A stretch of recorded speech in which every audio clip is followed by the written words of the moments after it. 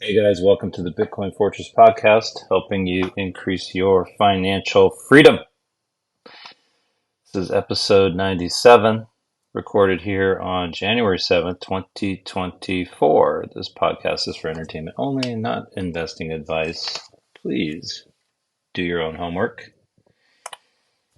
Well, Happy New Year. Took a break last week for a little time with family, all refreshed and ready to get started with the new year. This is the first episode of 2024.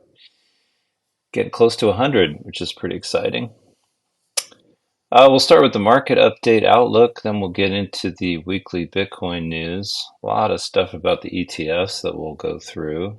And then we'll finish featuring the Substack post that I just posted yesterday.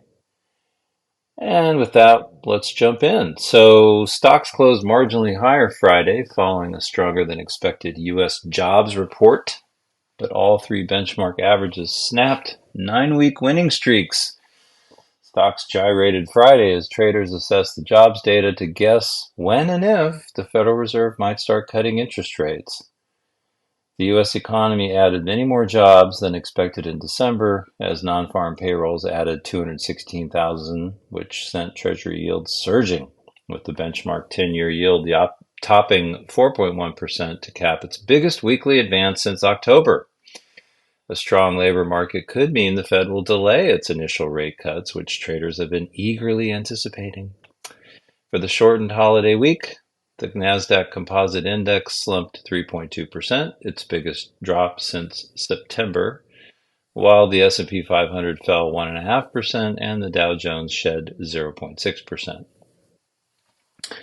So everyone in the casino is watching the Fed to see what they're going to do so they can place their bets.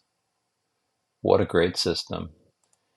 Looking ahead, the first full trading week of 2024 will see some major conferences keep investors on their toes. The biggest release on the economic calendar will be the U.S. inflation report on January 11th, as markets continue to factor in the likelihood and timing of monetary policy easing. The September CPI report is expected to show headline inflation and the core rate rising 0.3% month over month. Other notable data releases include consumer credit, international trade balance, and the producer price index. The Q4 earnings season begins officially on January 12th with United Health Group, JP Morgan Chase, Bank of America, Wells Fargo, Blackrock, all the banksters, Delta Airlines, and Bank of New York Mellon, another bankster, all stepping into the line of fire. So it'll be interesting to see what they have to say about their earnings, and not only that, but what their future predictions are. Okay, jumping into Bitcoin news. First up is the week in review from Bitcoin.com. So just highlighting some of the more significant news articles. Some of these we may go into a little more detail later in the podcast. First one. New crypto tax law takes effect in U.S. Transactions of $10,000 or more must be reported to the IRS within 15 days. Great. Starting January 1st, 2024, a new U.S. tax law mandates individuals and businesses to report cryptocurrency transactions over $10,000 to the IRS within 15 days, detailing sender information and transaction specifics. Failure to comply could result in felony charges. This regulation, part of the Infrastructure Investment and Jobs Act, applies to both individuals and businesses involved in crypto-related trade or business. But the lack of clear Treasury guidance on compliance specifics raises concerns among entities like Coin Center, a crypto policy advocacy group. And this was certainly quite a bit of the talk last week. And, what does it mean? How do I handle this? And so I guess it mostly affects individuals who are doing transactions. Like, for example, if I do some work for you and then you pay me in Bitcoin and it's over $10,000, then I guess you're supposed to get my information and send it to the IRS. So I don't know. Let's say you're a contractor and I want you to remodel my kitchen. Well, if you need all that information, forget it. I'm not going to give it to you. So I guess you're going to just have to do it for cash, and then I'm going to buy, or you can, I'll pay you in cash, and you can do whatever that you want with that cash. If you want to put it in Bitcoin, go for it. But obviously, this is designed to make it more difficult for the circular economy to function. And they snuck it in there in this infrastructure bill, which is another big waste of money, taxpayer money. So be aware. And I'll go over it in a little more detail. I think there's another article that I picked up on that as well. SEC is still processing spot Bitcoin ETF paperwork, according to a report. Expectations are high for the United States Securities and Exchange Commission to approve spot Bitcoin ETFs, with speculation about an announcement either later this week or early next week as the January 10th deadline looms. Despite rising Bitcoin prices in anticipation, sources suggest that the SEC still has considerable paperwork to review. While some reports indicate potential early week approvals, others, citing the volume of paperwork, lean towards a decision closer to the deadline. The market is watching closely for the SEC's decision, which could include multiple ETF approvals. So the plan just looks like, make it really, really hard for people to self-custody, maybe not outlaw, although that could come later at some point, that you can't hold Bitcoin in self-custody, whatever, but that's not the case now. And of course, once you have it, what are they going to do? But it certainly seems like they want to make having Bitcoin and transacting in it the way it was intended to be very, very difficult, and make the ETFs very, very easy so that people will put their money in the ETFs. And then, of course, if they do that, it's completely controlled by Wall Street and the financial system, because you don't own your keys, they own the keys, and you basically just have paper Bitcoin. And if they want to take it away from you, they can do that very easily because it's third party. Can't trust them. Property rights, blah, blah, blah. So that seems to be the plan, and the ETFs are, I think, a big part of that plan, which means they're coming. Maybe not next week, maybe later, but they're coming. Michael Saylor, selling 216 million of MicroStrategy shares, plans to buy more Bitcoin.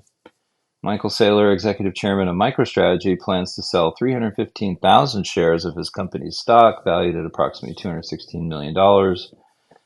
According to an SEC filing, this move is part of a prearranged trading plan involving the sale of up to 400,000 shares. Saylor intends to use some of the proceeds from the sale to purchase more Bitcoin for his personal holdings. The decision to exercise the stock option expiring in April 2024 also addresses personal financial obligations. As of December 2023, Saylor personally owned 17,732 Bitcoin, while MicroStrategy reported holdings of 189,150 Bitcoin. So good for him. Self-custody. Oh, Jim Cramer, Bitcoin can't be killed. It's a technological marvel that is here to stay. No, no, no. Jim Cramer, known for his previously mixed stance on Bitcoin, has recently made bullish statements about the cryptocurrency during a CNBC segment. Cramer, a former hedge fund manager and co-founder of TheStreet.com, recognized Bitcoin as a, quote, technological marvel and emphasized its resilience, stating, quote, this thing, you can't kill it. Cramer, who once advocated for Bitcoin and later shifted to skepticism due to ransomware concerns and regulatory issues, notably advised against crypto investment in December 2022, but now acknowledges Bitcoin's staying power amidst discussions of the potential approval of spot Bitcoin ETFs by the SEC. Of course, we all know the inverse Cramer. Whenever he advocates something, it goes down. Whenever he says sell it, it goes up. So yeah, but clearly he's a he is a speaking tool of the Wall Street system. So this is probably part of the marketing campaign for the ETFs. You can bet. All right, next article, kind of an interesting one for Bitcoin.com. This was posted yesterday. Mystery transfer. Unidentified wallet sends $1.19 million in Bitcoin to Satoshi Nakamoto's Genesis address. An anonymous sender dispatched $1.19 million in Bitcoin to the 1A1ZP wallet of Satoshi Nakamoto, originating from the BC1Q9 address. This substantial sum of 26.917 Bitcoin was confirmed at block height 824.513. The motivation behind sending these funds to the Genesis wallet remains a mystery, especially considering the funds have become non-spendable.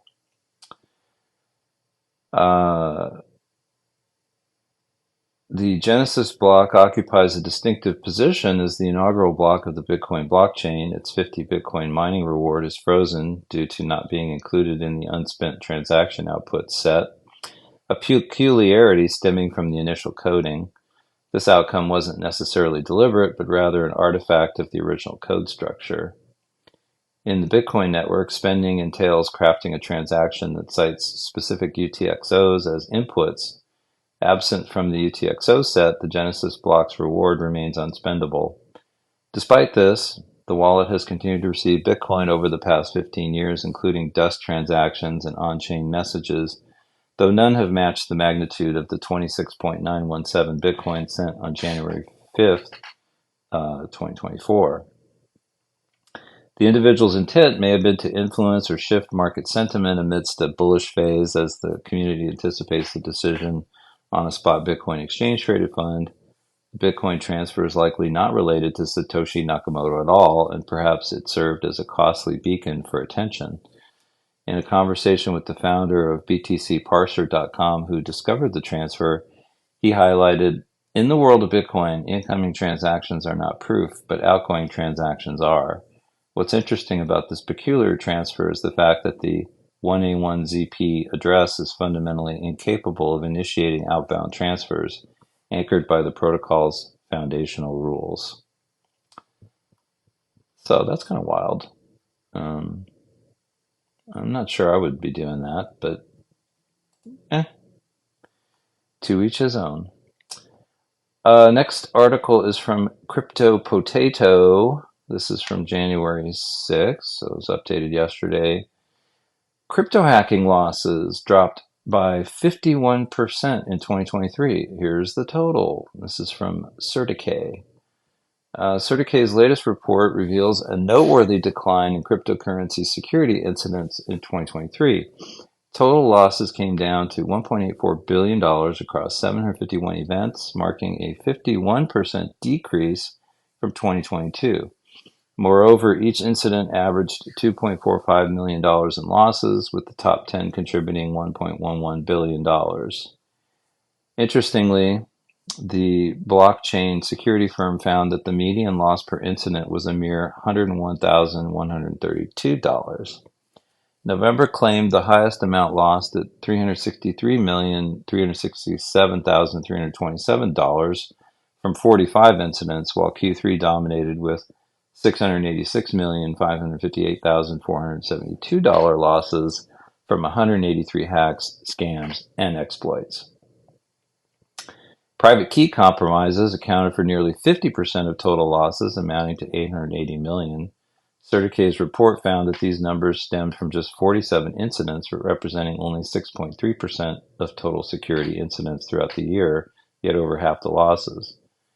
Notably, 6 of the 10 most costly security incidents throughout 2023 were due to private key compromises.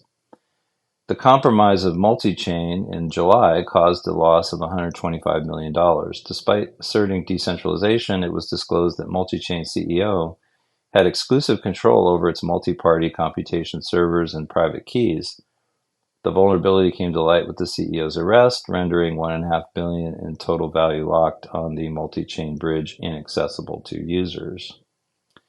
As such, CertiK has informed users to implement certain private key management practices, which include employing multi-signature wallets to distribute control, reducing the risk of single-point failures, opting for hardware wallets for secure key storage, preventing exposure in plain text, storing private key backups offline in secure locations like safety deposit boxes, defining strict access policies to limit key access to authorized personnel only, safeguarding private keys with strong encryption in secure formats, regularly audit and monitor key use to detect unauthorized access, utilizing cold wallets for extended private key storage, minimizing online threats, educating relevant staff on key management best practices, emphasizing security and confidentiality, considering multi-party computation for secure key sharing without exposing the entire key to one party,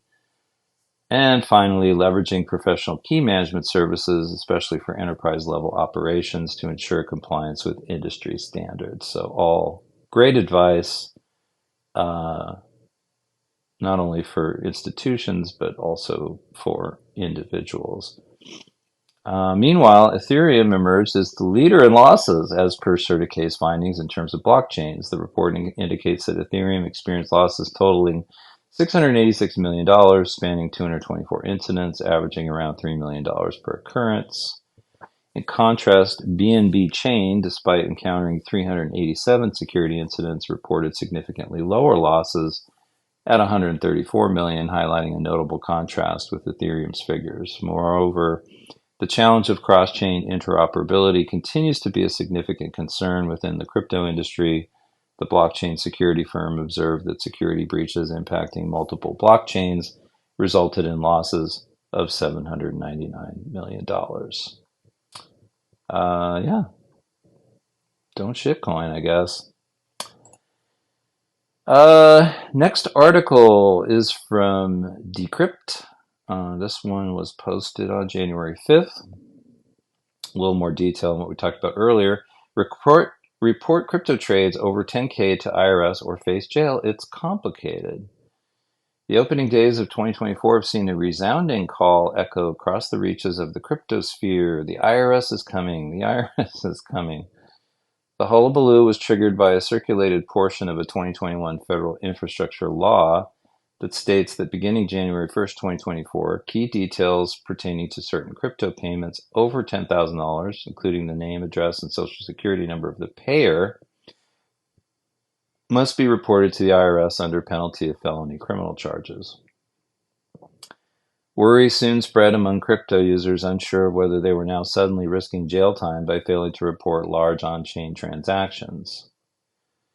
But tax and policy experts advise calm. They say the law will likely not apply to the majority of crypto investors and NFT flippers.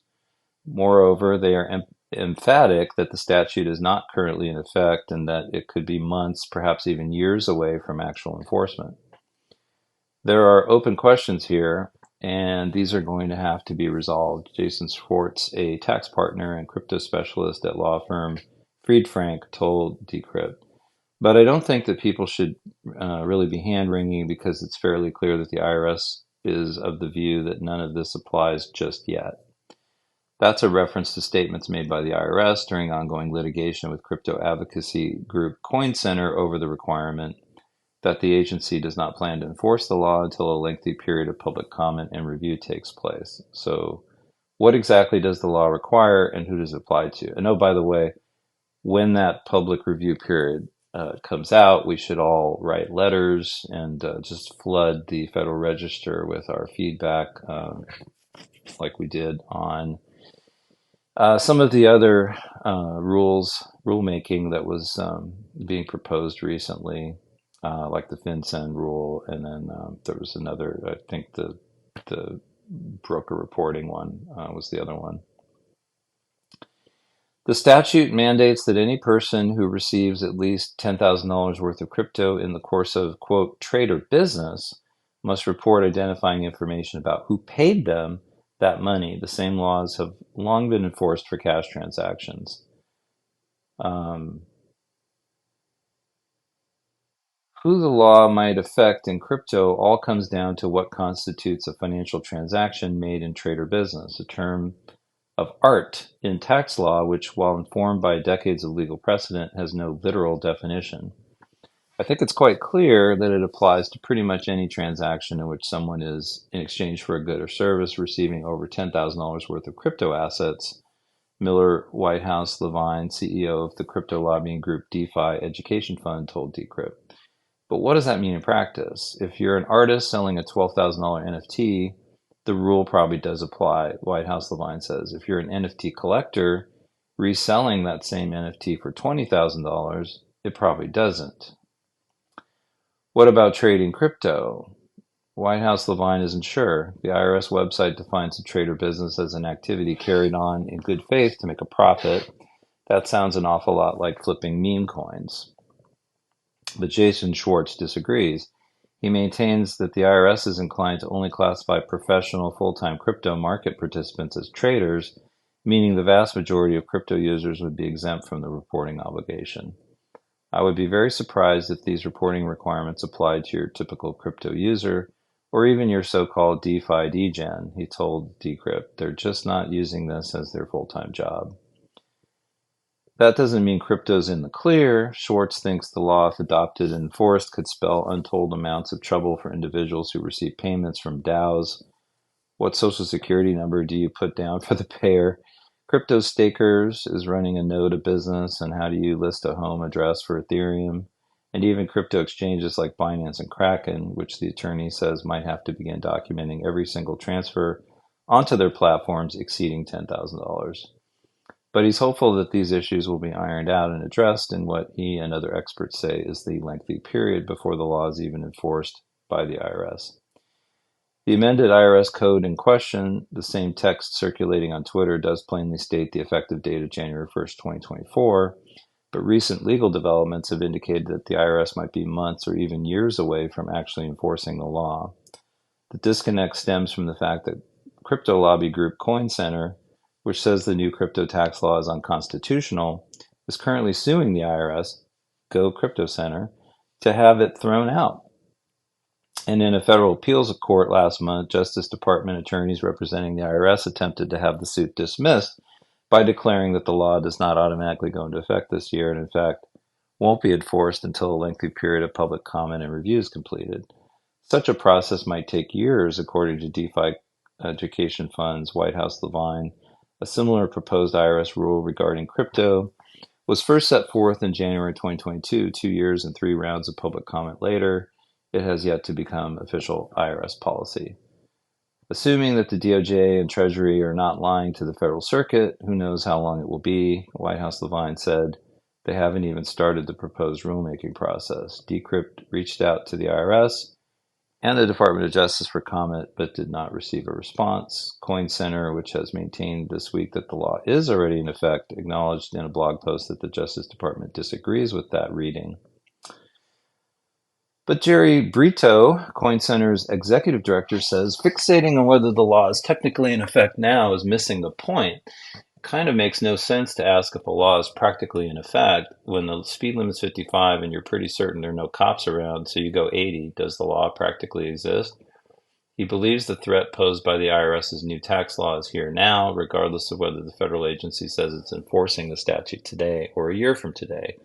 The law is there and you're breaking it, he continued, even if you're almost certain you're not going to get caught. And it kind of makes you wonder too. I mean, if you have a guy come over to fix your air conditioner and he's got a cash price and a credit card price, cash price lower, what's he doing? Is he reporting that to the IRS, or is it like turning off the cash register at lunchtime at the restaurant, and will he have an even lower price if you pay in Bitcoin? I mean, I think it's on the vendor to report that to the IRS, and he would have to get that information from you. And of course, if you don't provide it, then he can't comply. Anyway, doesn't sound like I mean, it's concerning, and certainly when this gets published in the Federal Register or whatever, everyone ought to write comment letters, and just flood it, like with the other ones. And thank goodness for Coin Center. And I guess we'll just have to continue to keep an eye on this. But I do agree with Jerry Brito's comment. It's out there. It's law. You need to deal with it. You can't just say, well, they're not enforcing it yet, and don't worry. That doesn't make sense. Next up, this also from Decrypt. This was posted on January 4th. Kind of an interesting article, and sort of along the lines of why the ETF approval might not be priced in really into the Bitcoin price. Article is entitled "Financial Advisors Are Still Skeptical SEC Approves Bitcoin ETF," Bitwise says. About 40% of financial advisors said they're confident that a Bitcoin ETF will be available to American investors in 2024. The rest aren't so sure. So that's like 60%, which is crazy, according to a poll by Bitwise. It's an interesting outcome given that most market observers believe the SEC's blessing for a Bitcoin ETF is likely a foregone conclusion. It's a matter of when, not if, as crypto giant Grayscale wrote in early December. Yet most professionals charged with the task of advising clients on their investments aren't so confident. Bitwise says. The survey also found that even if the majority of advisors don't think it's likely a Bitcoin ETF will be approved this year, 88% of respondents interested in purchasing Bitcoin on behalf of their clients are waiting for an ETF to be available. A spot Bitcoin ETF would give investors a way to add Bitcoin exposure to their portfolios without actually buying and holding Bitcoin. That means they'd get all the benefits of the market without the overhead, like figuring out how to use a hardware wallet or private keys. About 6 in 10 of the people surveyed said that clients have been dabbling in crypto outside of their relationship with financial advisors, which Bitwise said is a promising sign for firms considering whether to make crypto products available. The survey also found that the number of clients allocating funds in crypto has fallen slightly, down to 11% in 2023 from 15% in 2022 and 16% in 2021. But that's still higher than it was in 2020 and 2019, when less than 10% of clients wanted a portion of their portfolio in crypto. Keep in mind, Bitwise isn't just idly asking about the odds that a Bitcoin ETF gets approved for trading in the States. The company has some skin in the game. It first filed its application to register the Bitwise Bitcoin ETF Trust with the Securities Exchange Commission in 2019, but was rejected. Bitwise then refiled its application in 2021, only to be turned down again, but the company is hoping this third time will be the charm. The firm publicly took issue with the SEC's rejections in September, amended its application, and refiled in November 2023. Among other changes, it will now be called the Bitwise Bitcoin ETF. So that's kind of an interesting little piece. More on ETFs. This is from Bitcoin Magazine, published on January 5th. Spot Bitcoin ETF applicants clear key hurdle on path to SEC approval. In a significant stride towards the potential approval of spot Bitcoin exchange traded funds in the United States, applicants have overcome a pivotal hurdle, marking a crucial milestone in their quest for regulatory approval from the U.S. Securities and Exchange Commission. As reported by Bloomberg, the applicants seeking approval for the eagerly anticipated spot Bitcoin ETFs have successfully navigated a critical stage in their regulatory journey. Sources close to the matter revealed that the applicants have addressed and resolved key concerns raised by the SEC, signaling progress in addressing the regulatory queries central to the approval process. Securities and Exchange Commission staff told several exchanges and issuers seeking to list their ETFs that they should submit a final version of a key document as soon as Friday, according to 4 people familiar with the matter who asked not to be named because the discussions are private. Bloomberg reported. The staff had no additional feedback on the paperwork for several of the firms after the latest amendments, 2 of the people said. The clearance of this significant hurdle indicates that the applicants have finished addressing regulatory concerns and aligning their proposals with the SEC's guidelines. The successful resolution of these issues bodes well for the prospects of the spot Bitcoin ETFs, potentially paving the way for their introduction into traditional financial markets. Applicants are seemingly getting closer to obtaining SEC approval, potentially marking a significant milestone in the integration of Bitcoin into conventional investment avenues through regulated ETFs. The deadline for ARC21 shares spot Bitcoin ETF application is January 10, leaving the SEC only a few more days to approve or deny the funds. And again, it's going to happen. It might not happen next week, but it might happen in a month or two. It's going to happen, and so you can't stop it. And it might be an attack on Bitcoin, an attempt to capture, make it really hard for you to self-custody, but you should still self-custody anyway. Make it really easy to buy a Bitcoin ETF, but it's not really Bitcoin. So I think that's the plan, like I said earlier. And so you just keep stacking sats in cold storage, and we could just sit back and see what this does to the price, I guess. And it could be pretty wild. And there's actually a article from Arthur Hayes that I'll read here in a little bit that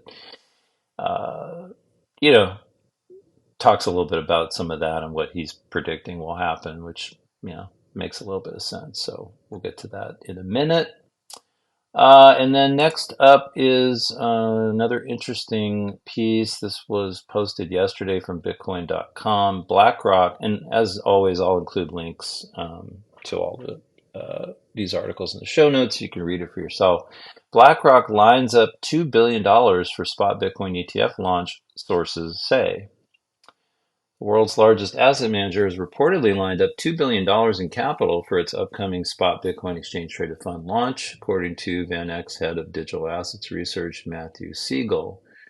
VanEck is among the asset managers that have filed to launch a spot Bitcoin ETF with the U.S. Securities and Exchange Commission. BlackRock, VanEck, and 9 other spot Bitcoin ETF applicants are waiting for the green light from the SEC to launch spot Bitcoin ETFs, Siegel revealed during an X Space discussion hosted by The Block on Friday. And this is a quote, "I heard from a pretty well-placed source that BlackRock has more than $2 billion lined up in week one in new incremental flows from existing Bitcoin holders who are adding to positions." However, Siegel noted, "I can't vouch for that, but that's what everyone is doing, just making phone calls and trying to find the folks who can write checks into these products." VanEck, head of digital assets research, added, "If that $2 billion happened in week one, that would blow away our estimates." He clarified that his asset management firm had predicted $2.5 billion of capital to flow into spot Bitcoin ETFs in the first quarter of trading. "We're at $2.5 billion in the first quarter trading, which we do by looking at the past flows into the first gold ETF and adjusting by the U.S. money supply," he explained, emphasizing we have a $40 billion market opportunity over 2 years based on similar analysis. In December last year, BlackRock revealed that in an SEC filing a plan to seed its spot Bitcoin ETF with $10 million on January 3rd. In October last year, the asset manager seeded its spot Bitcoin ETF with $100K. BlackRock has named Jane Street and JP Morgan as authorized participants for its spot Bitcoin ETF. Commenting on BlackRock lining up $2 billion for its spot Bitcoin ETF launch, Bloomberg ETF analyst Eric Balkunas said on X it would be on brand for BlackRock. They've lined up and injected big cash into new ETFs on the first day of trading, so it registers as volume flows. If it's true, $2 billion would blow away all first day week volume AUM records for an ETF. The analyst then noted that out of the 25 most successful ETF launches of all time, BlackRock dominates the top 10. This is lined up cash, not organic, hence why I say on brand. This is what they do, he stressed. Moreover, the analyst emphasized, "I got a second source to confirm Matt's claim they have big day one dollars lined up." According to Fox Business, BlackRock expects its spot Bitcoin ETF to be approved by Wednesday, the deadline for the SEC's decision on Cathie Wood's ARK Invest and 21 shares spot Bitcoin ETF proposal. The securities regulator is expected to greenlight multiple spot Bitcoin ETFs simultaneously. So next week should be an exciting week, either way. If it doesn't get approved and Bitcoin drops, it's a buy the dip. And if it does, it's sit back and watch, I guess, and keep dollar cost averaging, I suppose. Next article is from CoinDesk. This was posted on January 5th. Arthur Hayes foresees 30% Bitcoin crash amid vicious washout, and here's why. While crypto investors are fixated on an imminent spot Bitcoin exchange traded fund ETF decision that could propel Bitcoin's price even higher, Arthur Hayes, the chief investment officer of family office Maelstrom and the ex-CEO of BitMEX, warned about a potential 20 to 30% plunge in the next few months. In a Friday blog post, which, by the way, I highly recommend you subscribe to it. There's a link actually in the article.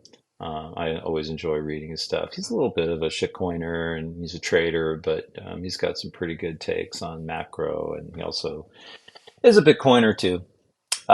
Hayes outlined looming risks for U.S. banks and markets potentially colliding in March and triggering a liquidity rug pull event akin to the banking crisis last March.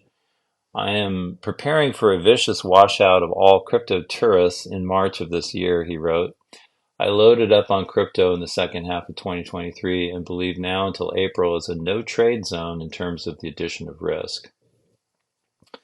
The drawdown of the Federal Reserve's reverse repo program, where qualified banks and investment firms may park cash and earn interest on it, served as a tailwind for risky assets through last year, injecting capital in the markets as participants took out cash from the facility and invested. However, the RRP balance is quickly declining, dropping to 700 billion from a record high of $2.5 trillion at the end of 2022. And Hayes is projecting it to reach its historical average of 200 billion by around March.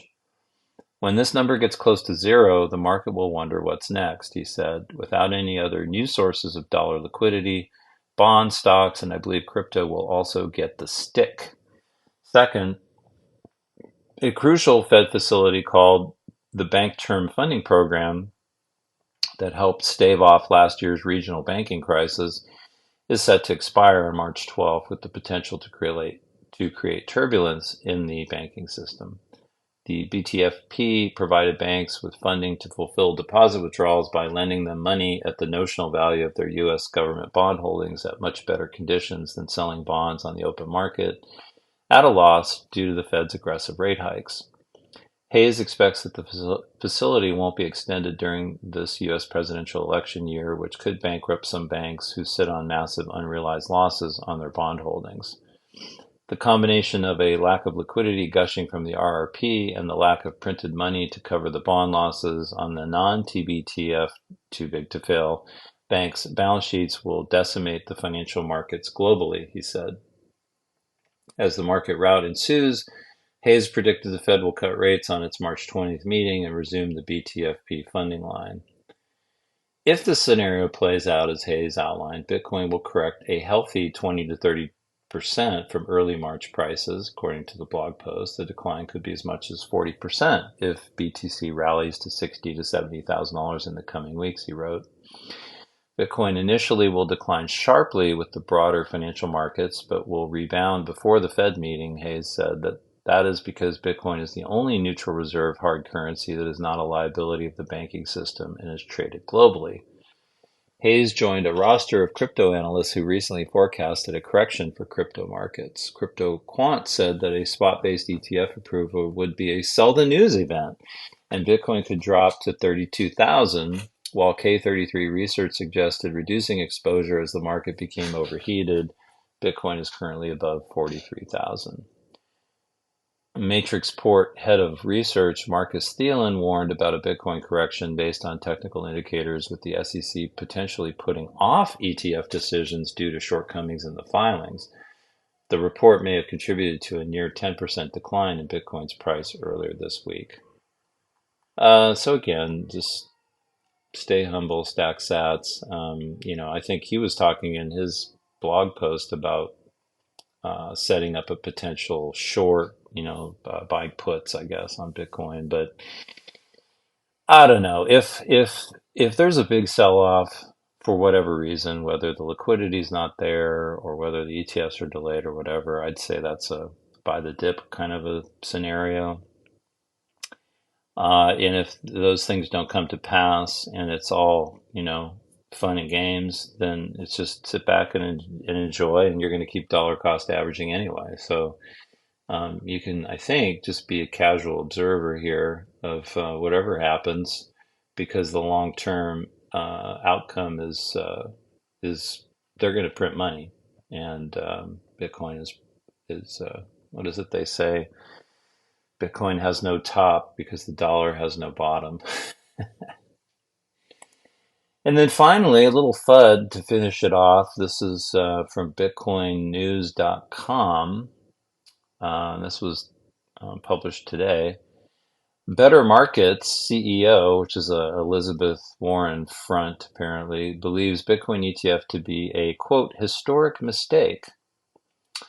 The CEO of Better Markets, Dennis Kelleher, wrote a letter on Friday asking the United States Securities and Exchange Commission to not approve a spot Bitcoin exchange-traded fund ETF.